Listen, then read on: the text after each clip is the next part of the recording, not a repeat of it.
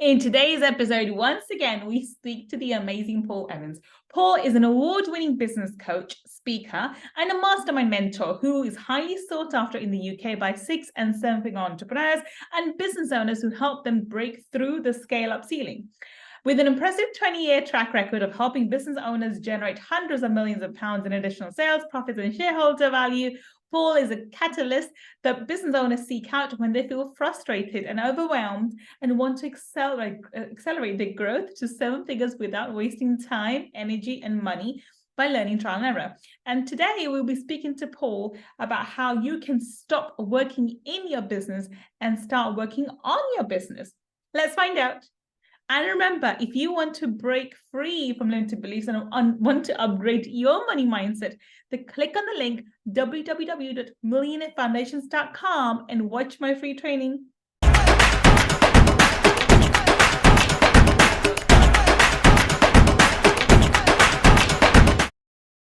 Welcome. This is Gull, your money mindset expert.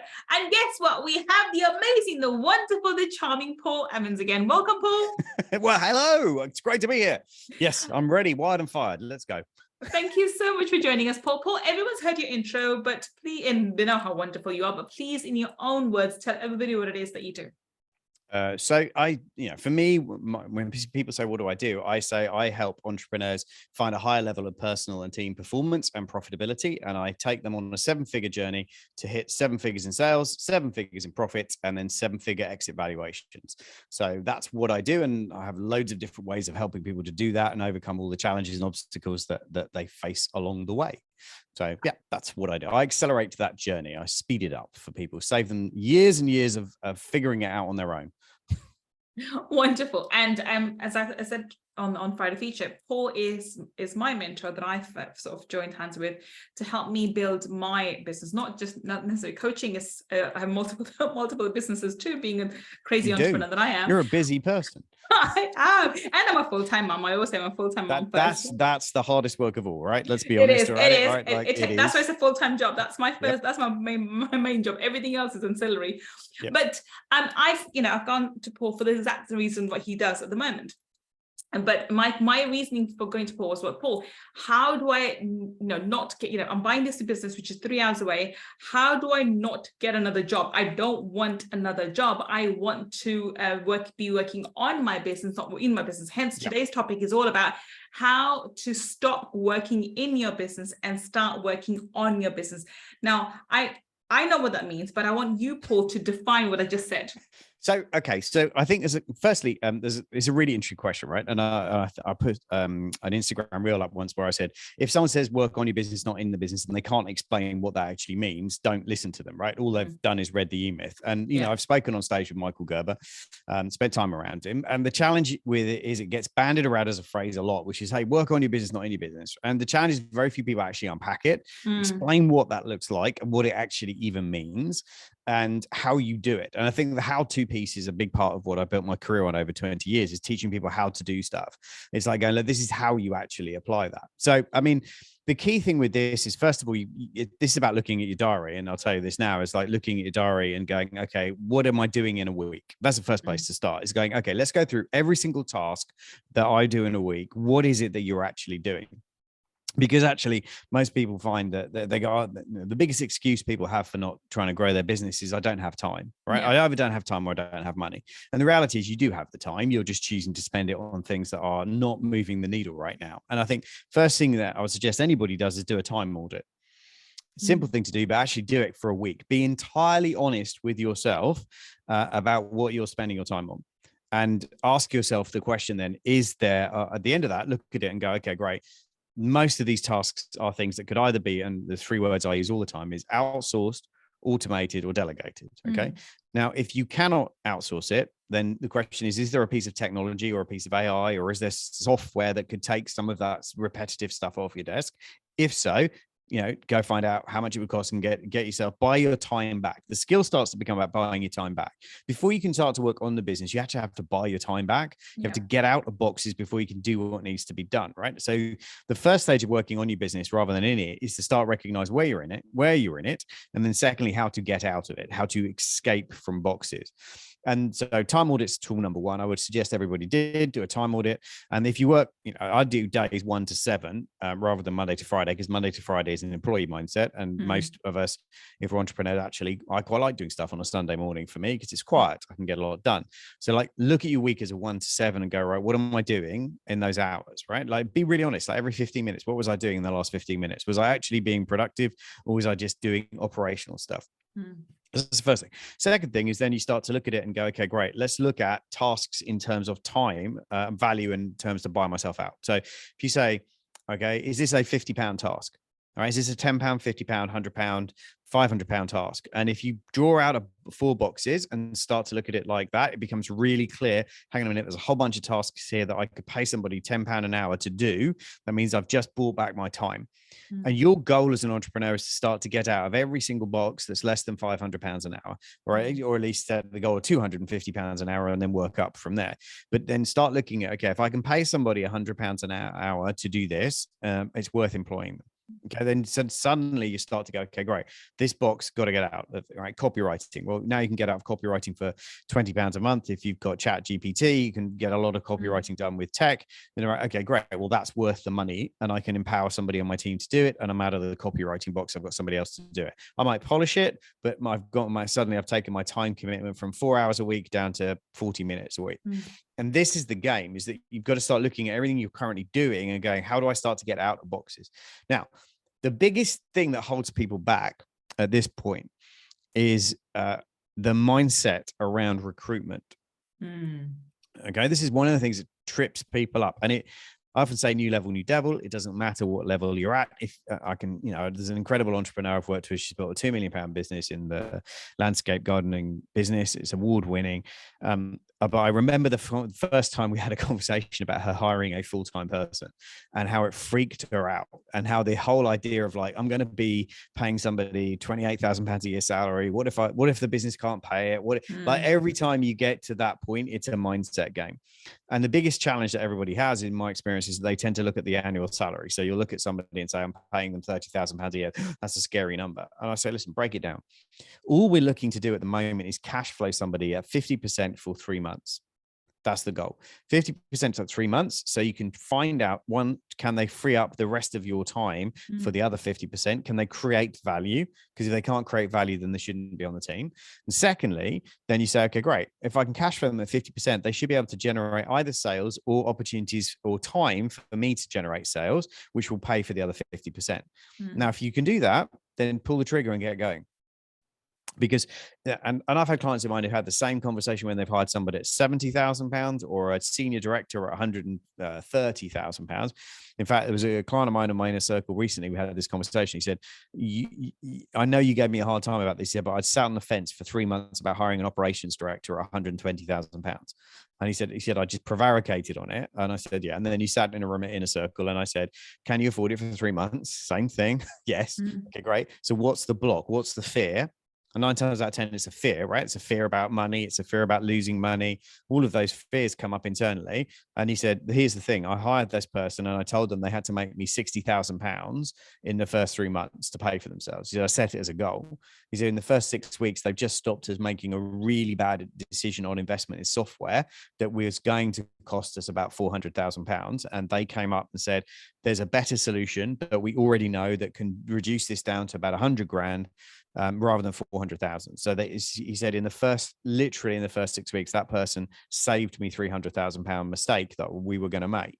And he said, that's paid for them, hasn't it, for the next 2 years? And I've gone, exactly. And I said, when you realize you're buying experience, you're buying people who've been higher up the mountain than you, who know what the tools are you need to get there, who understand how to save you money because they've already done the journey you want to do.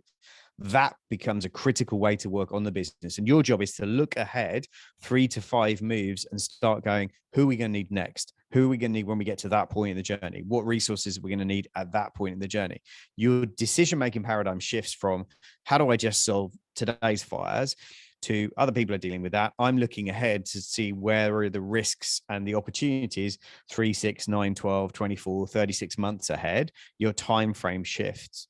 And you can't do that if you're still dealing with massive amounts of operation. Now, The easiest way to do this is to start, and because some people might be listening to this going, well, that sounds great, Paul, but it's me and one part-timer at the moment. I can't suddenly stop doing all of that. Totally get that. So here's the thing. It's what I call 50 minutes of focus. So every day on your calendar, you have 50 minutes of focus. And this is where the brain research kicks in, right? My wife has a brain injury. So I've read lots and lots and lots about brains and how they work and how to optimize them for performance. And one of the best things you can do is 50 minutes and then a 10-minute break. And there's a similar method, I think, called Pomodoro method is similar to this, but I call it 50 minutes of focus, where you go, okay, great. I'm going to shut off all distractions, notifications, emails, inbounds, anything like that can get to me. And I'm going to spend 50 minutes on the most important task in my business right now.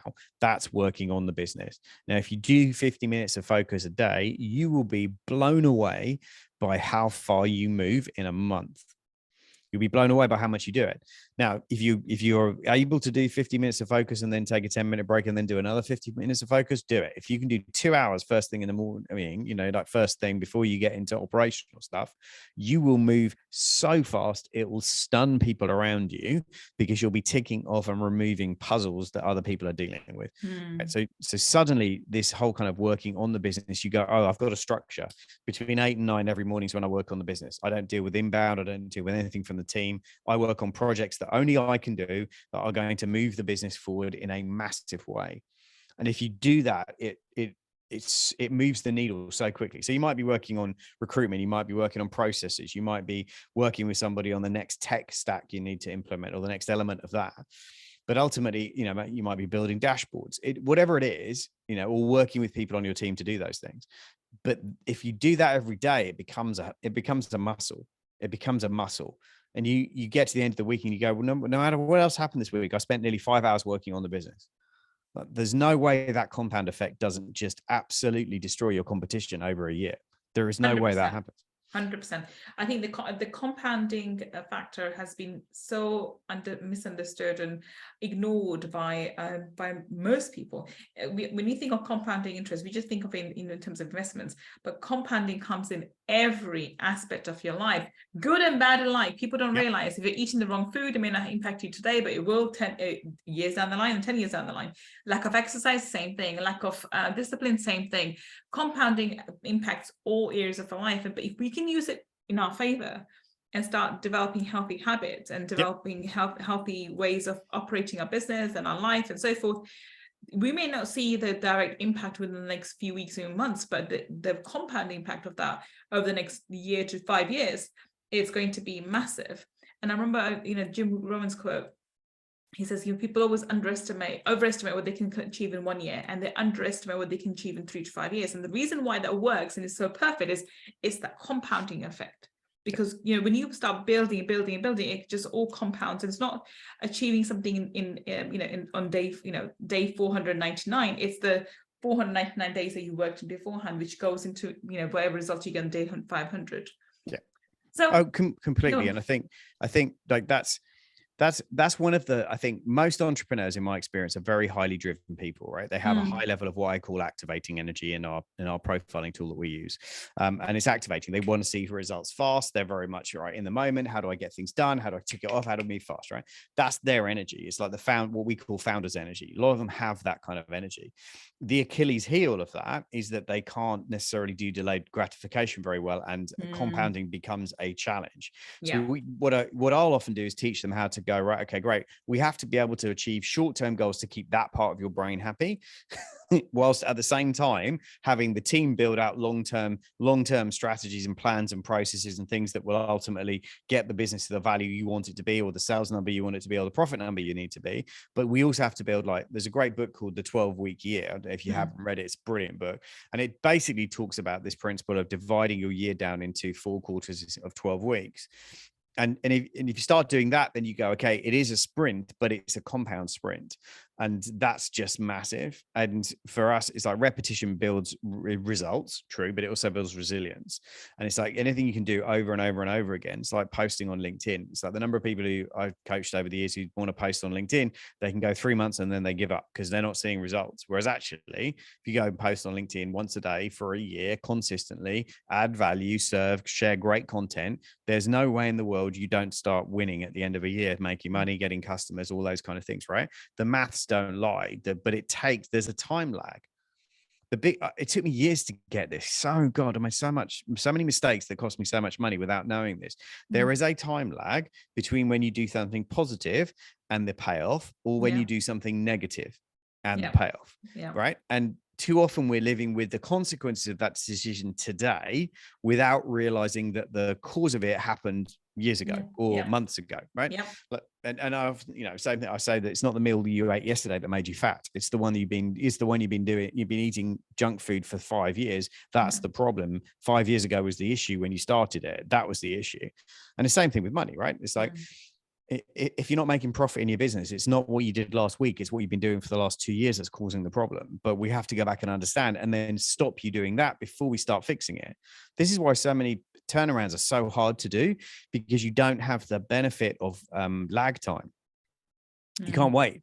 If you've got to turn a business around in 90 days, the challenge is a lot of what works takes more than 90 days to fully kick in before you start to get the upturn. And if you haven't got enough cash in the bank to get you through that shift, you run out of money. And this is what happens to too many entrepreneurs when they make mistakes and they don't pivot fast enough. And therefore they get into trouble because they didn't understand where they were on things like the S curve and stuff like that. And for me, this is all about the working on the business, right? If you're not looking at, there's two things I talk to people about. There's two indicators, lagging and leading indicators. Most people are only looking at lagging indicators. Getting on the scales and weighing yourself is a lagging indicator. It's not a leading indicator. How much water you drank today is a leading indicator. How did you go to the gym today is a leading indicator. Did you meditate today is a leading indicator. All those things are indicators of good health down the road. Same in the business. What are your leading indicators that you're tracking every day that tell you that the business is healthy? And most people are only doing lagging indicators, maybe monthly P&Ls, maybe quarterly numbers. They're not measuring enough leading indicators to know when it's off so they can act fast enough. So coming back to this question of, how do we stop working in our business? What if someone realizes that their skills are non-transferable, or there's no way that they can, there's certain tasks they just absolutely cannot give to anybody else, or they feel that they can't give to anybody else. And, I know quite a few entrepreneurs who are, solopreneurs, I'll just call them, and they are reluctant to give any of their tasks to anybody else because they don't think anybody else can do it, or they're not capable of it. If someone is, and let's talk about the coaching industry because we're both in coaching. I find that a lot. This is where it's a very common problem that, you end up building a coaching because there isn't much overheads. You can build a very successful business with very few staff members, and you can just have an admin person, a VA, and so forth. But when you want to scale up and go from multiple 6 figures up to 7 and then 8, that's when the problems occur, because that's when you need teams. So Correct. How do we change our mindset then? How do we go for, okay, I don't know how to, for example, sales calls. And I've got this question because in my coaching, and I am working on this obviously as well, that I need to get somebody else to do the sales calls. I don't know how somebody else can come in and convey what I teach and what I do to someone the way I do it. And therefore, so far up until now, when we've tried to have a sales rep in, every time we've had sales reps, their close rate has been 0, whereas I go in and my close rate is really high. And yes. I'm using the same exact script, but I know what I'm doing and I know how to connect with my audience. So what would you say to someone like me? So I know how I can do it in other businesses, but when it comes to coaching, Paul, I have no idea how I can take my time back. I don't know how somebody else can close the calls for me, but if I can't pass the skill on, then I can't scale up my coaching. So how do you answer that? Okay. Great question. First of all, let me just unpack it, a couple of things. So firstly, the last box I usually coach entrepreneurs to get out of is the sales box, because it's the hardest one to get out of, and it's the one that most of them think they should get out of earlier. So health warning right now, if you are less than £1 million in turnover, you shouldn't be having high ticket closers people on your team, because frankly you can do it with really good automations, tools like webinars, other things like that get people to the point of just wanting a conversion call. And we've done this loads of times in our business where basically eventually you get it to the stage where people have spent enough time with you, in a structured way. They've got to know, like, trust you, that actually you just get on with them a 20-minute conversion call, and you could do 5 of those in a couple of hours, and it's really easy to do. Okay. Why would you then want to outsource that to a full-time salesperson? It just doesn't make sense. You build the infrastructure, so you build the systems and the processes and the videos and all of those things, because that scales.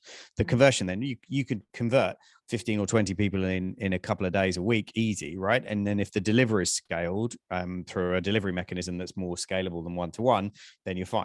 So anything less than $1 million, you really ought to just be looking at automations and then a conversion call. And it's a lot easier to coach somebody up to do a conversion call that's when someone's been through a process like that, because that is easy to train, right? If there isn't that process before, and it's a fairly cold call, it's not a cold call, but it's a fairly high skill, then that's hard to find, and there's not many of them around. So the first thing is, number one, is the systemization piece. Number two is, it's a lot easier to get out of the following boxes first than it is to get out of the sales box, and also quicker and cheaper and more efficient.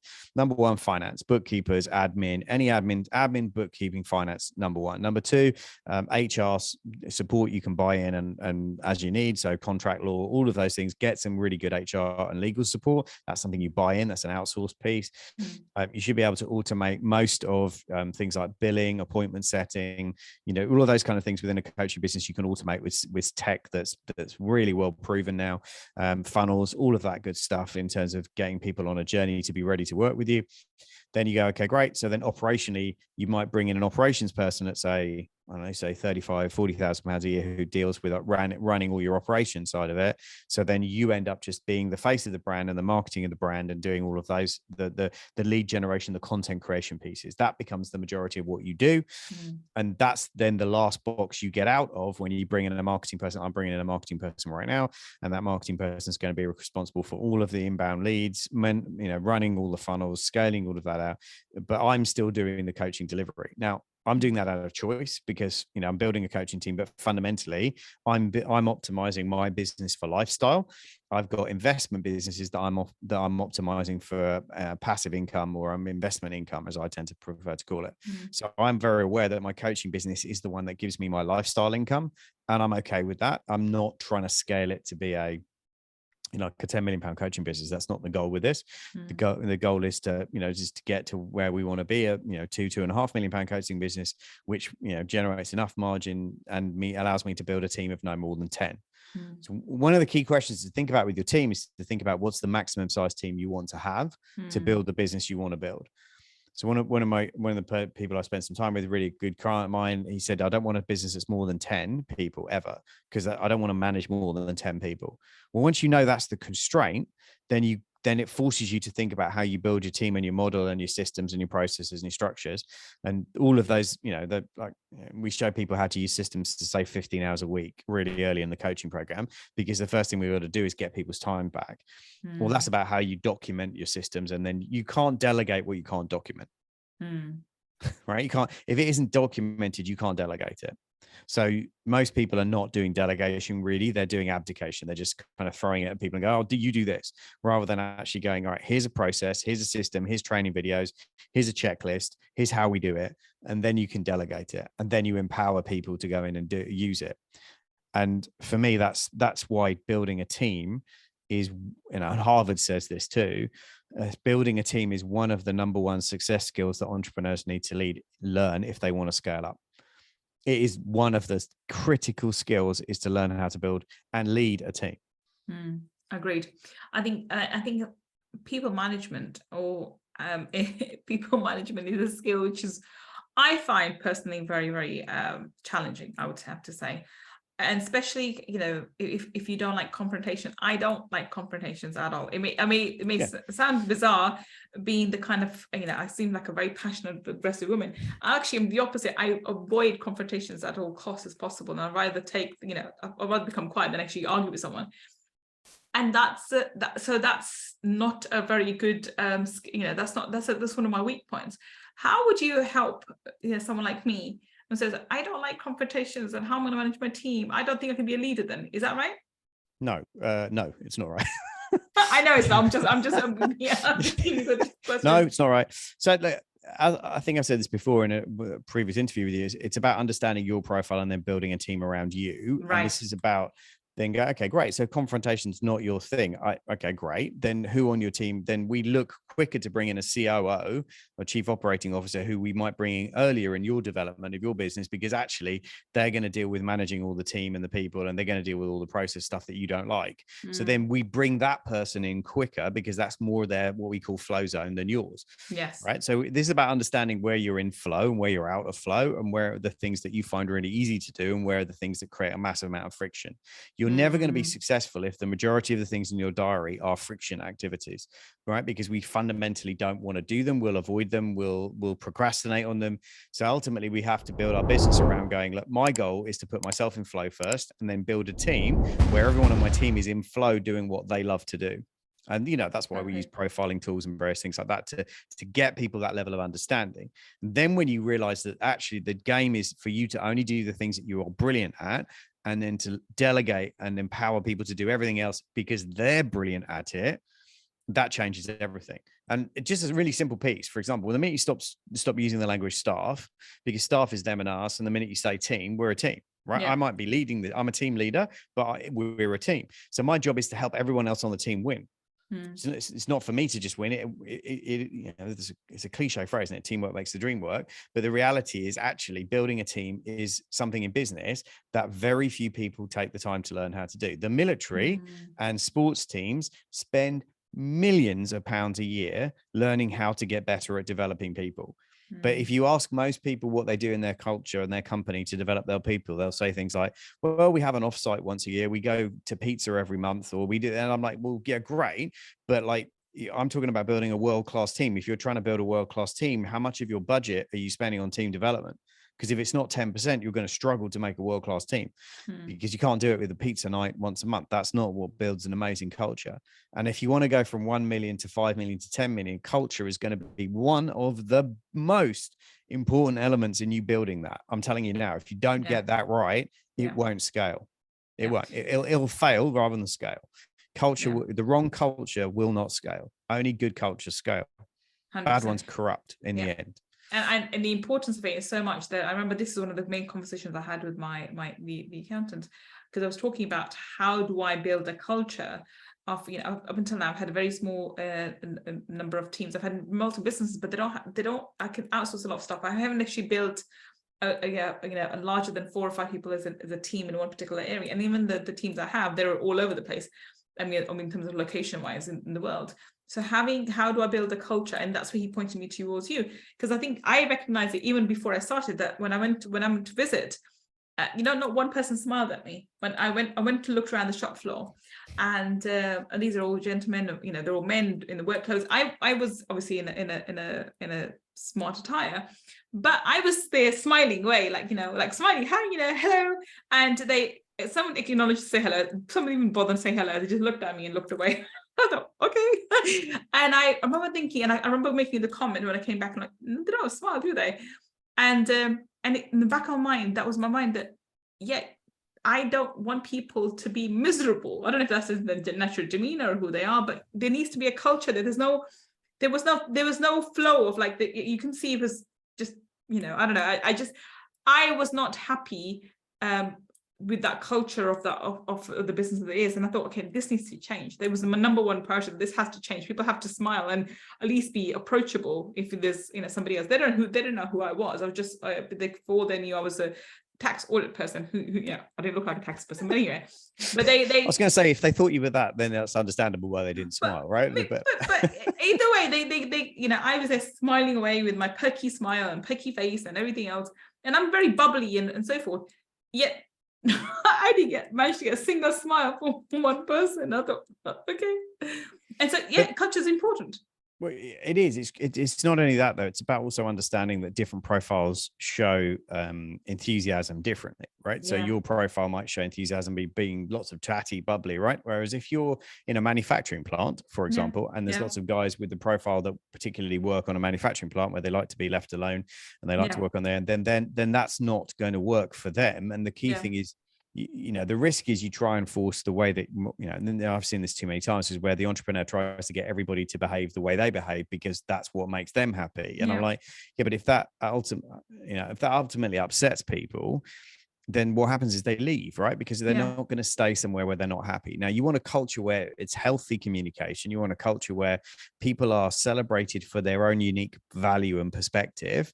That's critical, but that also is a culture of understanding and tolerance. The T in team stands for trust, and trust comes because there's a level of transparency, and that you're able to understand each other. And like, Johnny's not being difficult. Johnny just is a person that likes to ask lots of questions because his profile needs lots of detail. He's not a difficult person. That's just how he thinks. And the minute you're able to break it down and make it about people, and make it about the person and their profile, and not about their behavior. One of my favorite things to say to clients all the time is people hire for skills, right? We'll look at a CV and we'll hire for skill, and then we fire on behavior. We fire on people's behavior, and 9 times out of 10 people get fired because they don't culturally align with the organization. That's why they get fired, or they get released, or it doesn't work out. And actually, how many people test for cultural fit at this interviewing stage? Very few. And actually, if you just start, I have all clients do this. It's like, number one, most people haven't written down their values anyway. But if you go through a process of really properly writing your values down, you share them during an interview process with people and say, listen, this is what we believe in this organization. This is how we live. This is the standards you're signing up to, right? If friendliness is one of our standards, then, greeting people with a smile is how that behavior shows up. And you say to somebody in an interview, listen, if this isn't for you, we're not trying to force you to change. We're trying to find people who believe what we believe. Yeah. Simon Sinek says. And it's like, the reality is, like, if you don't document any of that, how are you ever going to hold people to account to the standard? But that's the hard bit, right? 9 times out of 10, when clients of mine start changing the culture or putting cultural pieces in place, 2 things happen. Number one, people who realize they're about to get called out on bad behavior quit almost inevitably, right? They go, uh-oh, I'm about to get found out that I'm not a good fit. So people leave. And number 2, you'll usually find one senior person who tries to derail the process because they don't like the culture change. They like it as it is. And that normally happens 9 times out of 10 in most companies. So then you got to know how to navigate that. But you've 9 times out of 10, every time somebody leaves an organization, they never, ever, ever recruit somebody worse than the person that left, ever. Right? Sure. Because you vibrationally, once you move the culture up and you change the culture, you attract people who are on that level of frequency. So the person who left because they weren't a frequency match. Yeah, as Bob Proctor would say, right? They're not a frequency match. They left because they didn't feel they fitted in. And what they meant was they weren't a frequency match, which means if you're higher up as an organization, because you're now living on purpose and you've got really clear values, you attract better talent. And the better you're clear of the vision and the values, the better the talent you attract. Yeah, 100%. 100%. So on that note, we're going to wrap this up. Do any parting comments about this statement or this question, how to stop working in your business and start working on your business? Okay. So I would say, first of all, be kind to yourself. It's a process. Okay. It's a process, right? And different stages of your business, working on your business might be a couple of hours a week working on it. And then as your business grows and you're able to get out of more boxes, then it might move to being, a couple of hours a day. And then eventually you might move to the point where actually, do you know what? 3 days of the week you're working on the business. It's a process. It's a process. It's a process. Be kind to yourself on that process. Nobody starts out straight away working on the business all the time. And actually that's dangerous. 9 times out of 10, if you get it wrong and you go too far the other way, you can actually mess the business up because you're still needed on some level of operation to be there. But just have it as intention, and have yourself and your team do the time audit on at least a quarterly basis and look at, right, where am I spending my time? Who could help me solve that? Who's got the skills to do it in the team that actually do it better than I could do it? And if you start asking your team the same question, you're going to find massive opportunities to share tasks internally in the team and free up loads of time. Just do that on a consistent basis of realizing that actually your job is to get to the stage where you're doing high value tasks that only you can do.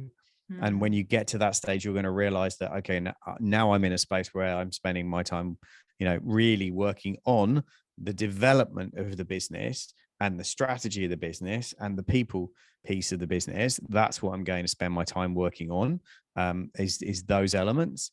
And then, okay, great. You're still going to need to work, but you're just going to work differently. Perfect.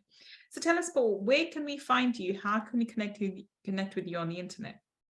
So go to paulavins.com. It's probably the easiest way. You'll find links to resources there. You can get free copies of my books and trainings.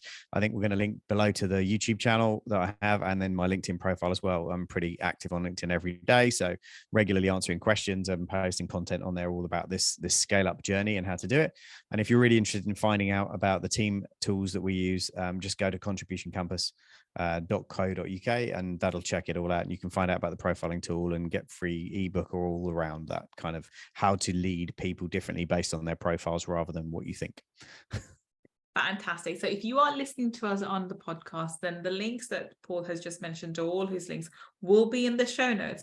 And if you're watching us on YouTube, then down below in the description section, we'll have all the links that Paul just mentioned too. Do check him out. I think he's a fabulous person. And if you are looking to build and scale your business, then he's definitely a person to contact. Like I said, he's my mentor.